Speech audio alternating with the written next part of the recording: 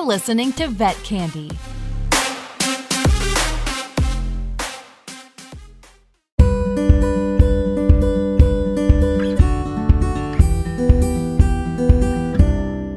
This is Dr. Jessica Turner, and you are listening to Living Well with Dr. Jessica, your one stop for all things wellness, not just what to eat or how to move, but everything in between. And I just want to kick off today by saying this episode has been in the works for a really long time. And I think that it's going to be one that's going to stand out because we're going to be tackling an aspect of wellness that I think is so important, but so often overlooked. And that's going to be digging into relationships, specifically those at home, that we know are so important to our lives and our well-being, but they're often the first to be neglected. And so I'm so excited to have our guest on today. We have Ellie Fuentes. She is the founder and clinical director of Clinical Insights, a boutique private practice located in Basking Ridge, New Jersey, specializing in adolescent and adult mental wellness. She holds multiple professional licenses in the state of New Jersey as a licensed professional counselor and a licensed clinical alcohol and drug counselor. Ellie focuses on providing care that delivers gold standard evaluations and treatment plans as part of a time-tested philosophy of care. She has experience working in both juvenile justice and clinical settings, which have given her the ability to treat adolescents and adults with a wide range of clinical issues.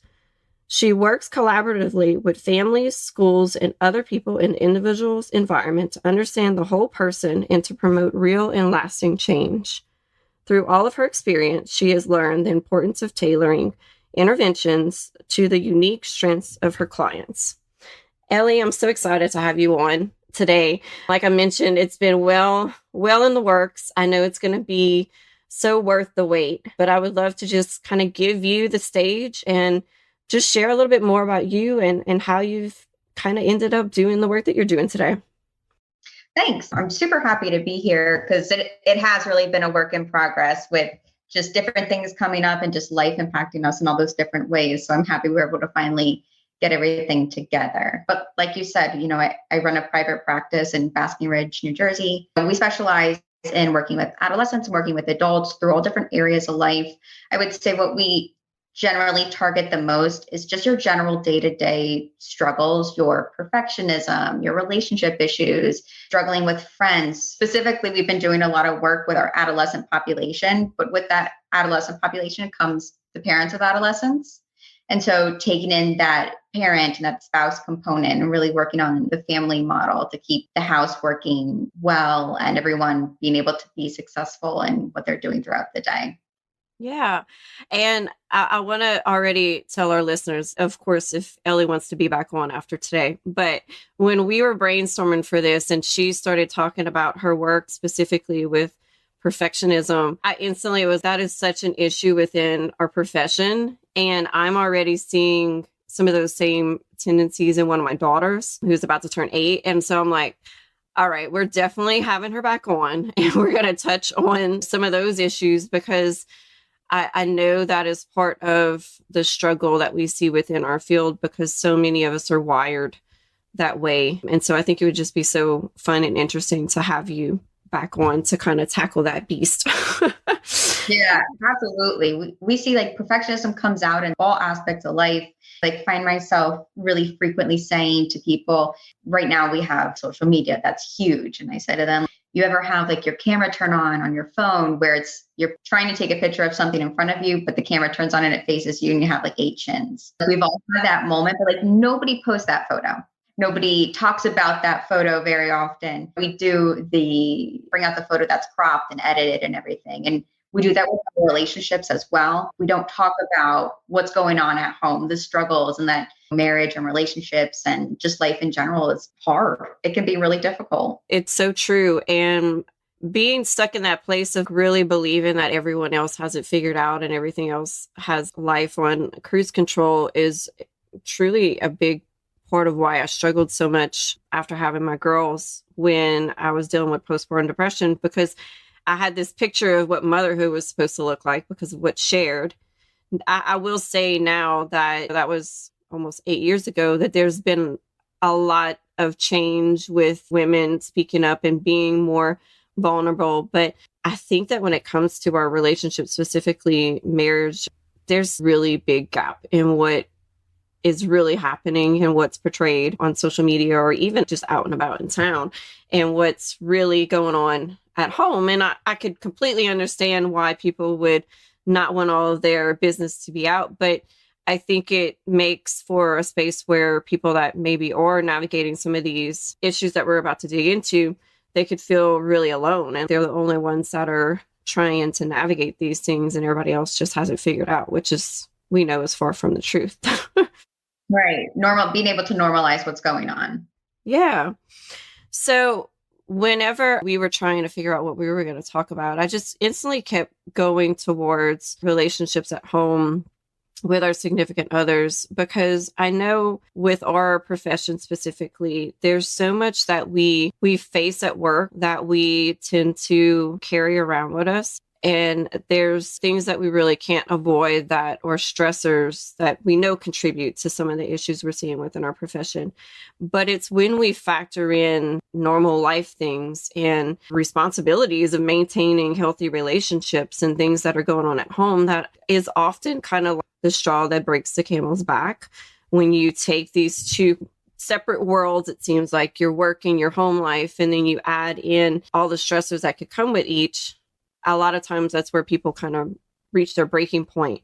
I think a lot of times it's because we're so focused on our profession and our career that we don't see a lot of the warning signs that come with the things that we're dealing with at home. I would love to just get your insight on what you've noticed with your clients, and when you have a job that can be so stressful and you're trying to balance that with your relationships at home, do you have any advice on how to go about, I don't know, doing that in a healthy manner, managing what we deal with on a day-to-day at work, and then being able to go home and have a rich and fulfilling relationship with those that we love at home? Absolutely. When we're younger, elementary school age, we start thinking about, what do we want to be when we grow up? And this whole theme of our career and who we are and attaching ourselves to that idea starts forming when we're really young. You would think, and we would hope that like our career life and our relationships, that they develop separately. But as we get older and as we mature into that actual career and that actual romantic life, they're quite connected. Especially we look at the quality of our love life can affect our work life. And more often than not, that's how our work tends to seep into our relationship.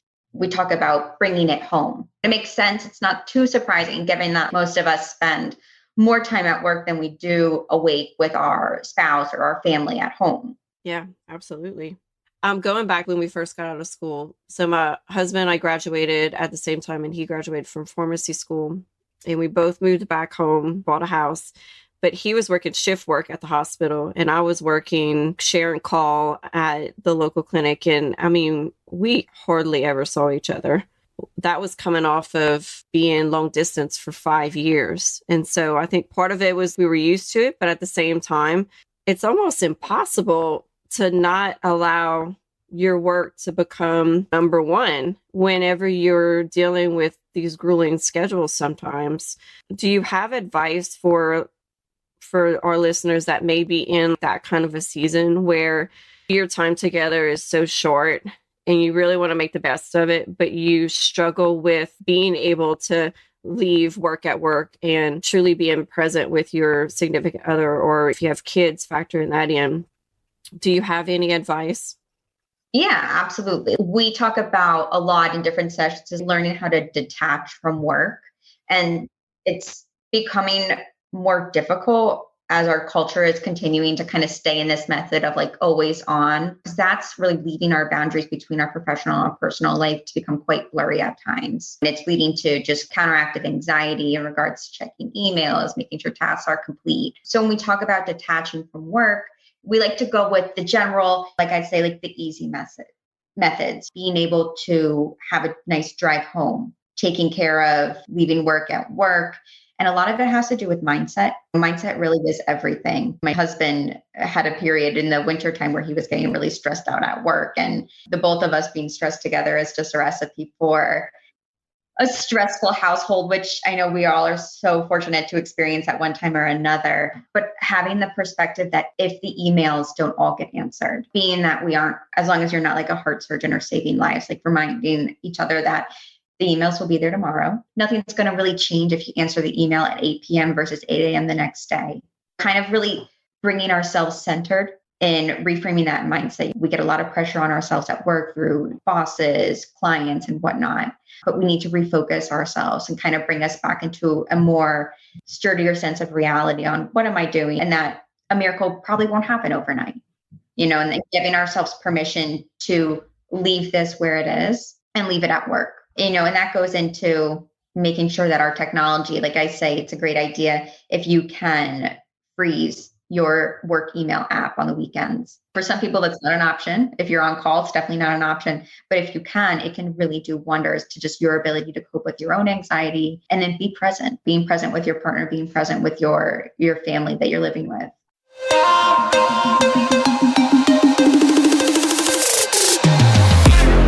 We'll be right back with more Vet Candy.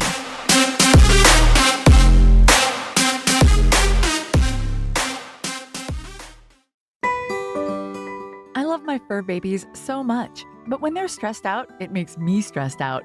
Mine hate loud noises like thunderstorms and fireworks, and sometimes they just don't want to be left home alone. To help keep your dogs calm in moments of stress, use Brave Paws Anxiety and Stress Support Chewables for dogs. These plant-based chewables promote calm behavior with natural ingredients that have been clinically studied. Did I mention they're fast-acting and non-drowsy? I especially love that the natural ingredients are sustainably sourced.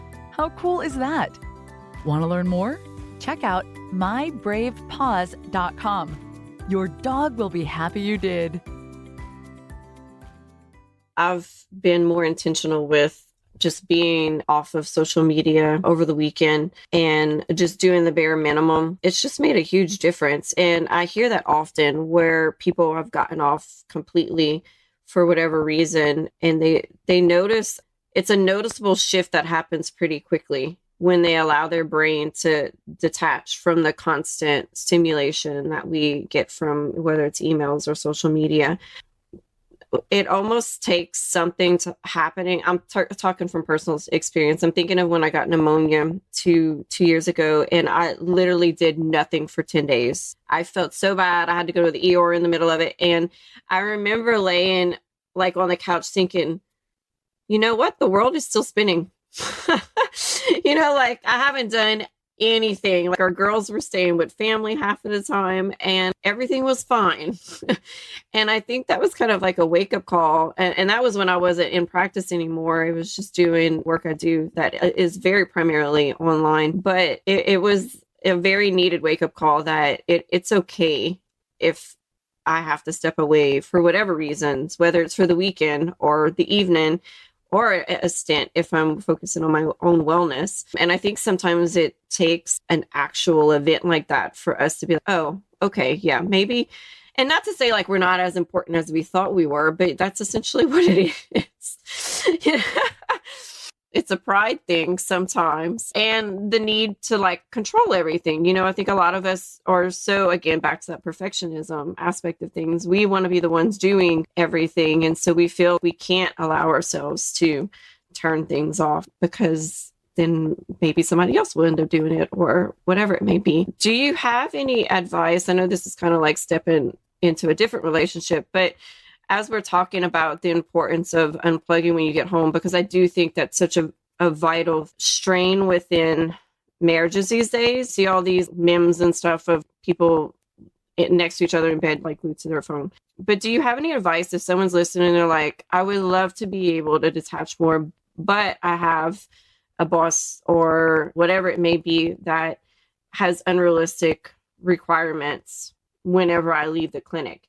And I'm not talking just on call, someone that does not have clear boundaries themselves that you're working for. Do you have any advice how to maybe have a conversation with that person to be able to protect your space at home? Absolutely. I think setting expectations in all aspects of life is completely 100% necessary. Having that conversation while is probably incredibly intimidating. You don't want to do it. You're nervous about what's going to happen, and the unknown is kind of looming over you. It's kind of like taking a look at like that saying about the oxygen mask on the airplane. You want to put it on yourself so that you can help someone else. And if you don't put it on yourself first and you go to help someone right away, you might run out of oxygen and you'll be unable to help. And the same thing goes for work.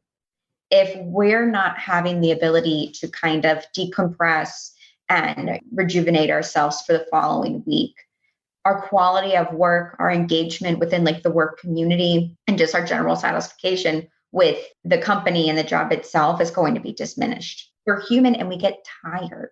So being able to talk about those expectations about what your boundaries are, how much you personally can focus on work during non-work hours, and where is those hard stops, is a conversation that has to be had. There's going to be some times in life where there's a boss who is expecting much more than you're really capable of giving. Not even willingness, but capable. That's when like we have to find the right job and the right company and the right employer for us. Eventually what happens is we just get completely burned out, and then we can't even transition into a new role because we're just exhausted. I've been there. I ended up having to leave, and I didn't even have a backup, but the little bit of gap where I wasn't working was so necessary for me to even get to a place where I was wanting or able to work again. But a lot of it was just these unrealistic expectations when it wasn't working hours. It could be really difficult when someone's been used to things being a certain way and they don't have the same stance as you do on protecting those boundaries. And so I love that you mentioned that. Absolutely have the conversation. I mean, I feel like it's such a no-brainer if you explain, look, if I'm on 24/7, I can't even do the job that I want to do when I'm here first thing in the morning because I haven't even had a second turn work off. It just seems common sense, and being able to explain that, hopefully you'll be met with understanding and willingness to kind of work together.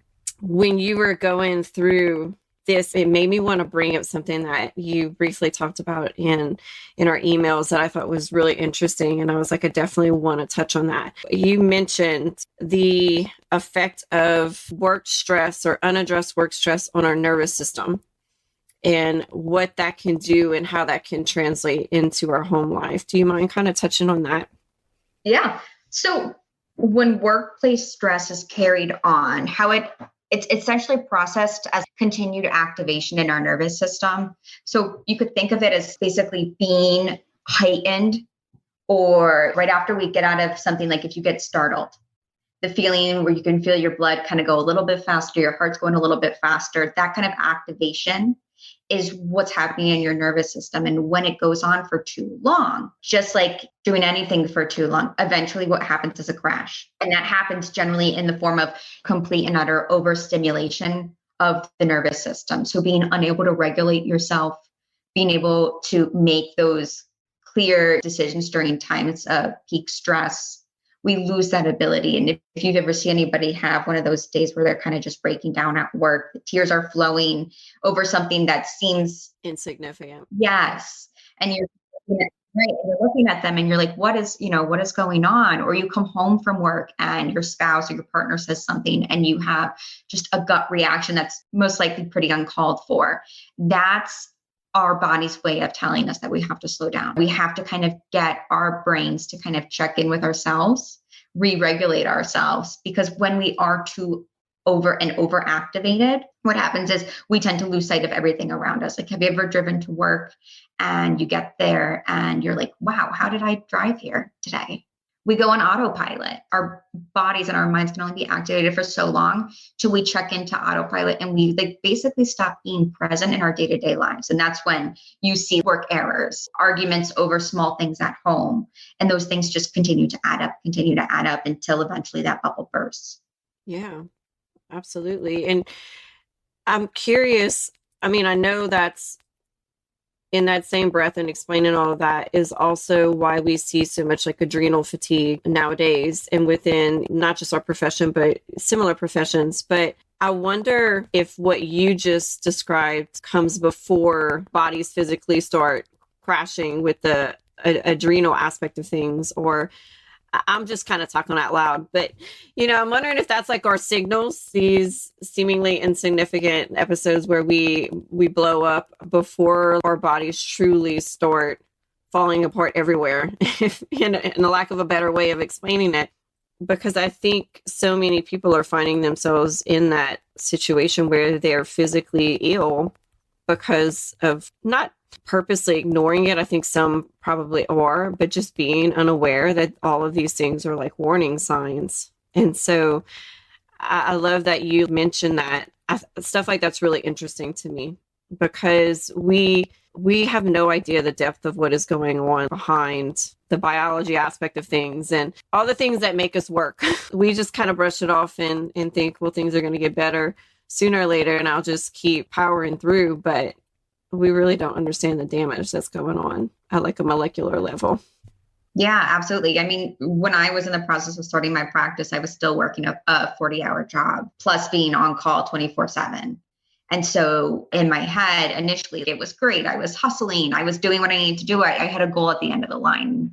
While all those things are fantastic to have and to hold on to, you can only go for so long, and it wasn't until really small, easy problems at work would pop up at my full-time job, and I would just be at a loss on how to fix that problem until like my supervisor was, what's going on with you? This is not you.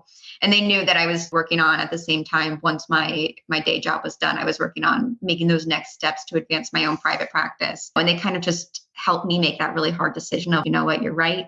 It's time for me to finally kind of take that step and make that separation and go out on my own, because I was doing both at the same time. And eventually, I think I was just so tired, I became unhappy in both roles, which was the opposite of what I was trying to do. It's true. Sometimes you just got to make that tough call when you get to that place. Like I mentioned, I knew I had family that knew I needed to step away from the situation I was in. It seems like we're always the last to kind of get to that realization and have that courage to take the step. But more often than not, it's like, oh man, why didn't I do this sooner? Absolutely. Absolutely. All right. Well, we're going to take a quick break and we'll be right back, digging into some of the things we've been touching on, but some new topics as well.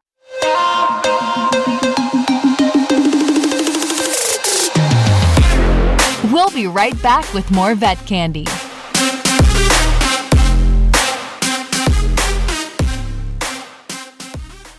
Hey, hon, what you doing with your phone? Do flowers have best friends? I don't know. Hey, look. Whoa. Some answers can only be found in nature. Discover the unsearchable. Visit discovertheforest.org to find a trail near you. Brought to you by the United States Forest Service and the Ad Council. Well, welcome back. You were listening to Living Well with Dr. Jessica, and we are hanging out with Ellie today. She is a licensed professional counselor, and we are just digging into the relationships that matter the most, but often get overlooked, unfortunately. I just wanted to kind of continue digging a little bit into what we've been discussing regarding the balance of work and the stress that comes with it, and trying to transition to our home life and not kind of carrying baggage home with us. And I would love to hear if you have any practical tips that our listeners can take and run with and start incorporating today if that's something they struggle with. Yeah, I think it's important to also check in with ourselves and kind of see if we can gain a little bit of insight on where our work stress is coming from. We struggle with coworkers and supervisors and just the stress of completing tasks.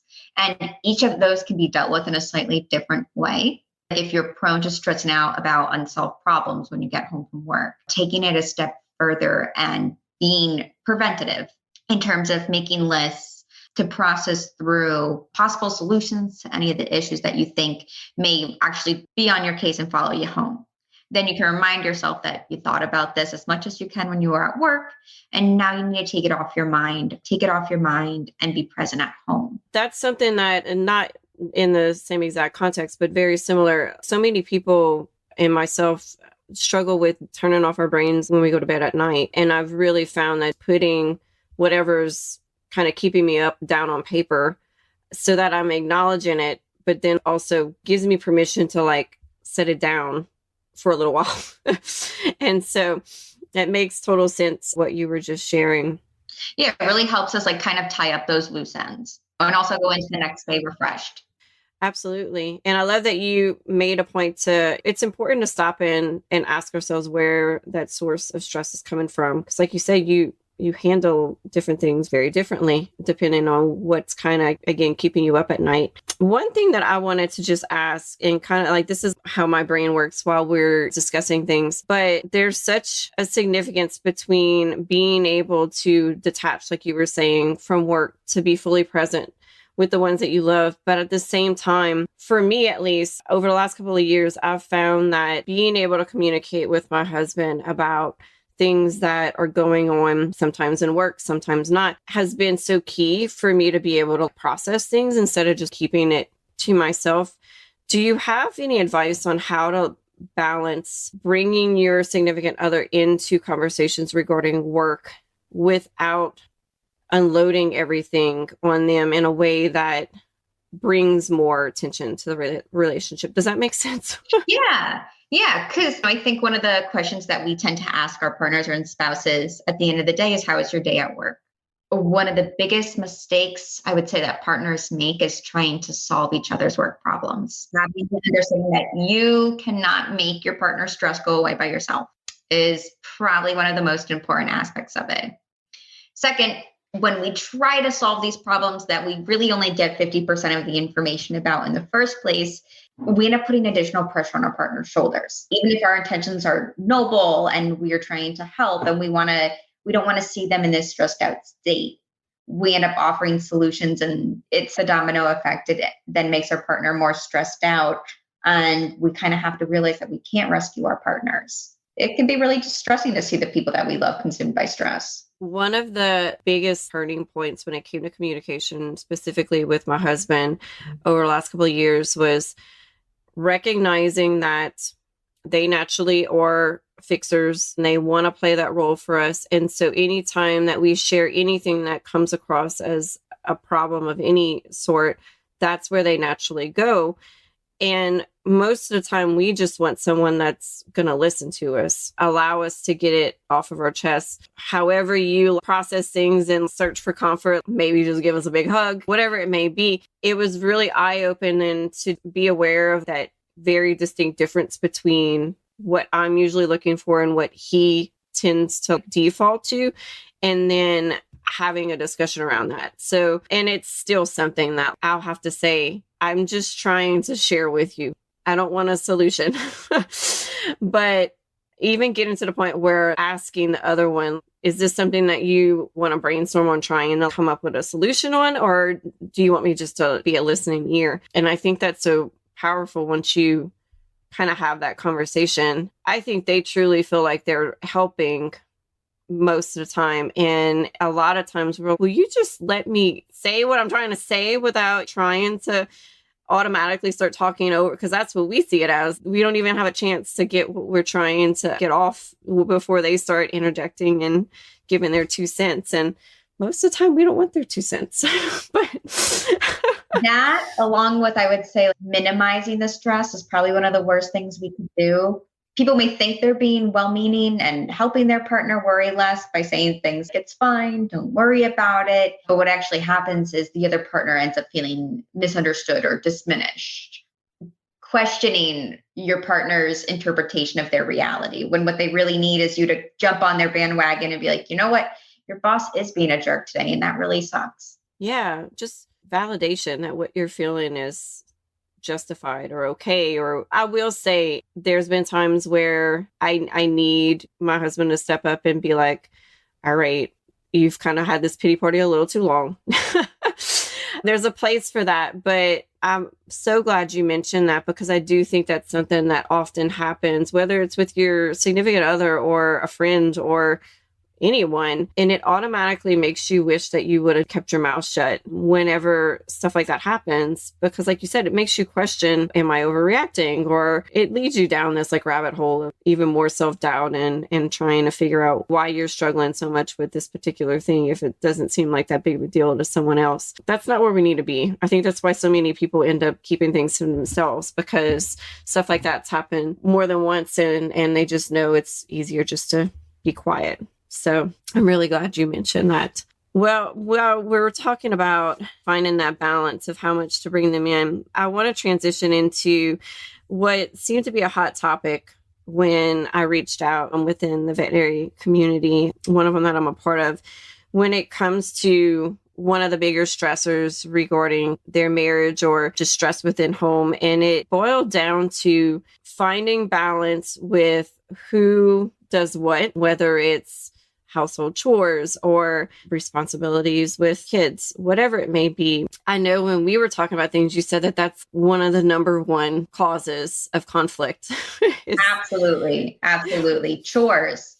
If you and your spouse or your partner, your romantic relationship haven't had any kind of chore discussion or arguments, I would love to meet you because I'd want to see what are you guys doing that I'm not doing in my own relationship, because I know I've had the chore argument with my husband on more than one occasion. How do you tackle that? If I'm listening and I'm like, man, this is an ongoing source, but we've never truly had a discussion surrounding it. Like, where do you even start? Like I said before, mindset's everything. And like our minds directly go to a 50-50 split. And that would be like in a perfect world, finding that perfect 50-50 balance would be amazing.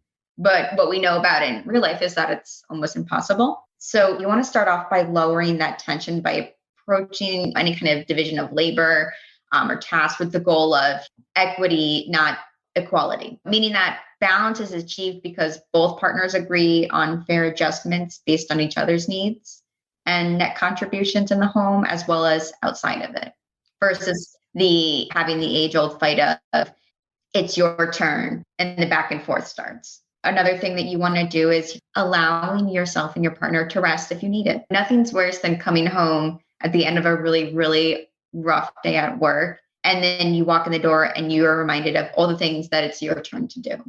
The garbage, the dishes, dinner. So we want to be able to express to our partners our needs. So if we need a day off, kind of allowing that adjustment, allowing that flexibility with our partner. And that comes with setting realistic expectations each week, not a one size fits all. It's continuously checking in with each other. What does your week look like? What does my week look like? And what can we manage? I think that's so key because I'm sitting here thinking about how we kind of operate, and it does change.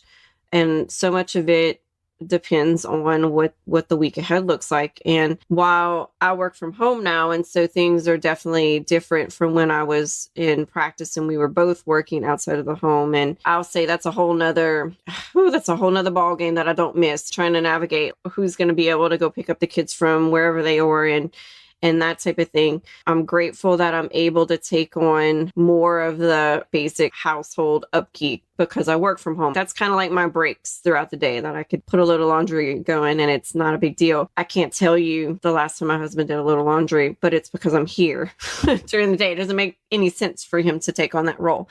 But when we've gotten to a place where we're able to communicate, and there's definite triggers that surround household tasks and just the building effect of all the things that often fall on the wife or the mom, that I could tell when I'm about to get to my tipping point and I will say, I need your help with X, Y, and Z, because I'm sure it's like many people listening.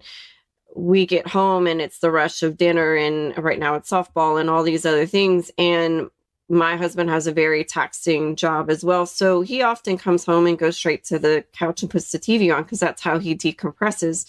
And I recognize that he needs that. But at the same time, the old me would have been in the kitchen muttering things under my breath, resentment building up, but I would have never said anything about needing help. Whereas now I don't think twice about, hey, can you come and help me in the kitchen? Because it's created such a sense of harmony whenever I do speak up in that regard versus, well, it's just easier for me to do it than to try to bring him into the equation. And I think a lot of us kind of fall in that place. And I think some of it kind of boils down to, again, it's easier for us to just do it. We do it the right way, whether it's loading the dishwasher. It's like a running joke. We're so set in our ways sometimes that we won't even let anybody do the laundry or load the dishwasher because they don't do it right.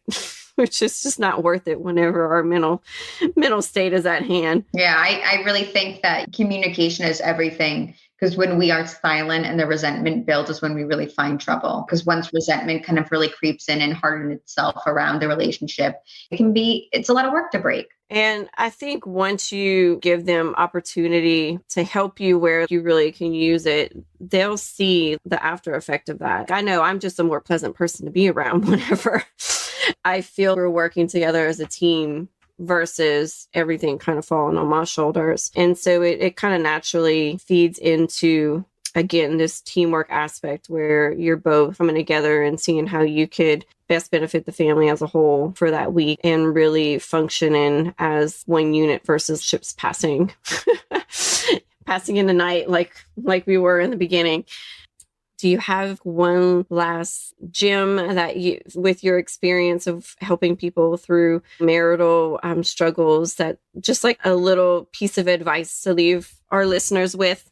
Yeah, I think something I make sure that I practice in my day-to-day life, and I kind of preach to my clients that are coming in, is thinking with the mindset of in the grand scheme of things. A lot of the stuff that we end up arguing about and couples end up getting into tiffs about are small when we think in the grand scheme of things. Whether the dishwasher is not done the correct way on Monday probably won't matter by the following Monday, or certain things. When we start to get ourselves angry, we start to find ourselves getting resentful, kind of being able to kind of take a quiet moment, check in with yourself, get it down on paper, like we mentioned before, have that conversation and kind of reframe our mindset of thinking, in the grand scheme of things. My famous question is, will this bother me in 3 months? Most of the time my answer is no. If it's yes, then it's worth a conversation. But if this isn't going to bother me in 3 months, if it's not going to bother me by tomorrow, then maybe it's not worth getting upset. And what's another way I can think about this? And that, I think, helps, especially when it comes to chores. If I do the dishes today and I did them last night, but it's his turn, is there going to be a time in life where he's going to take 2 days of dish duty in a row? Most likely. And kind of just reminding ourselves to laugh a little bit more and take a deep breath, and kind of all those rules and tough guidelines that we set for ourselves. Just take a deep breath and relax every once in a while.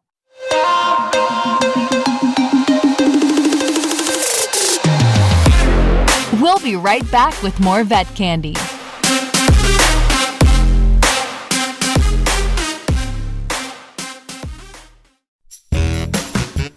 Hello, this is Caitlin Palmer.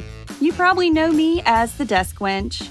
You know, the sweet TikTok receptionist who has to deal with the evil Karen Stevens. Well, if you like that, you are going to love my new podcast, Desk Wench Confessions. On my show, I have funny guests who tell me about their own Karens. Plus, we have contests, giveaways, and skits. Trust me, you are going to love it. Check it out on a podcast platform of your choice on Vet Candy Radio. Well, I definitely want to make sure that our listeners have a way of connecting with you. So if you don't mind sharing how they could get in touch with you or just keep up with the work you're doing, that would be awesome. Yeah, absolutely. I think where you could kind of find all our information in one hub would be our website. And we're at www.clinicalcounseling.net. Once you get on that website, you can find our address, our phone numbers, how to contact us. We're here as a resource as much as you can utilize us, and we're always here for a phone call or a chat. Great. Well, thank you for sharing that. And I was serious about having you back on and digging into some of these other topics, especially perfectionism, because I think it's one that majority of us out there struggle with, whether it's still personally or now we're starting to see it in our kids. And so y'all be on the lookout for when we have Ellie back on. And I just really appreciate you taking the time to spend with us today and just sharing all of your wisdom. I know that it's going to be of benefit to our listeners, and hopefully they have a little bit more confidence in being able to address, like I said, those relationships that matter so much, but often we just don't have energy for. But it's been a pleasure. No, thank you so much. It's been a lot of fun. We're happy to be here. All right. Well, that is it for Living Well with Dr. Jessica. Thanks for listening in, and make sure you tune back in for the next time. Bye.